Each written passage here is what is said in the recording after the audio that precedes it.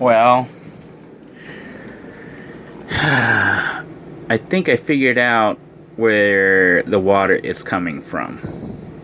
This whole situation with the bathroom floor getting totally soaking wet like this did not occur until I hooked up city water to the RV hose connection outside.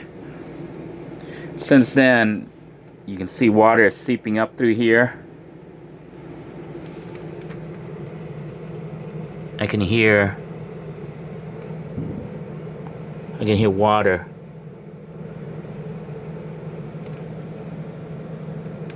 I don't know if that water's still being forced up, even though it's going through the, or if it's just water pressure from previously.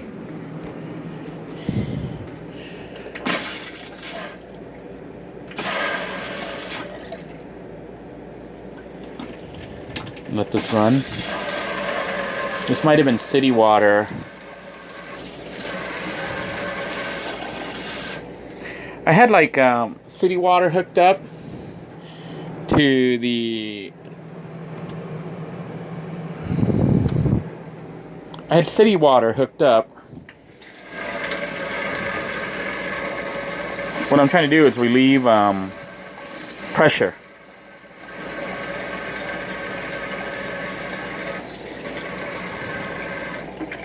I don't hear the pump working. I don't know why the pump's not pumping.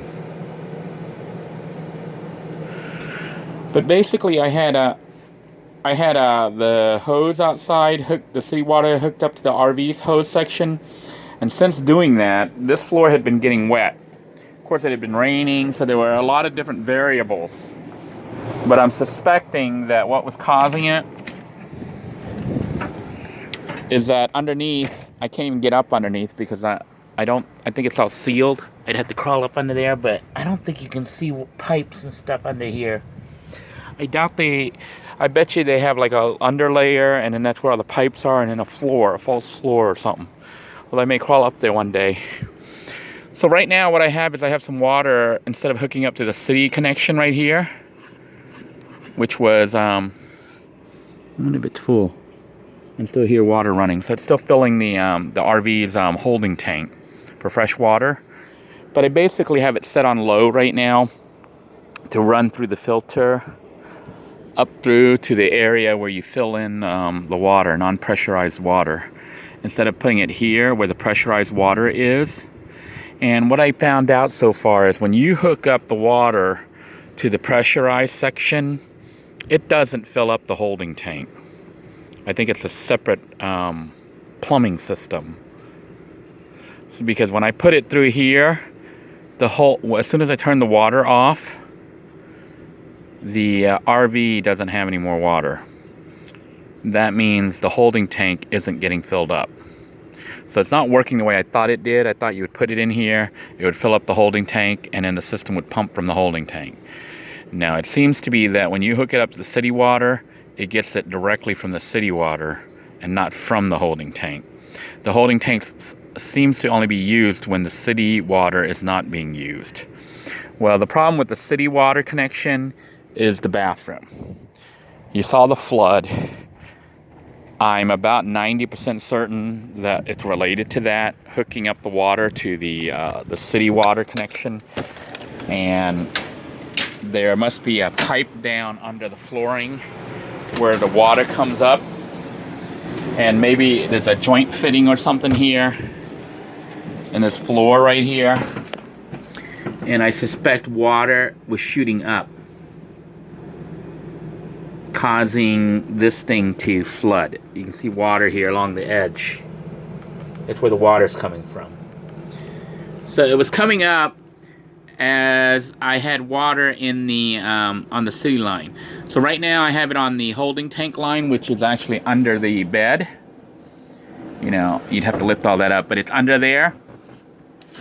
And I'm gonna see if by just using the holding tank for the fresh water instead of hooking up directly to city water, this flooding stops. Because if it does, we just won't use the city hose hookup. That's kind of bad because it means the RV can't be hooked up unless, you know, I rip up this whole flooring and track down the pipe where it's busted, fix the pipe, and then we can use it. But it's not going to be worth it, really. So I think for now, for good enough, we're just going to try this out, where we fill the holding tank with water, use it from the holding tank, and then refill the holding tank. That may be the way to do it safely. I'm going to try to dry this off and see if it stays dry. If it stays dry, then we know that that is the problem. There's some kind of pipe that's busted under there. So this remains to be seen. So please stay tuned. Until next time, everyone, I hope you found this video useful, although we really won't know until we check it out. I am going to attempt to head out there and finish doing what I was doing with this one. I guess it's called wainscoting. I don't know if that's what it is. But we're going to try to cut that, get this piece in here, and if this fits, one wall is semi-done.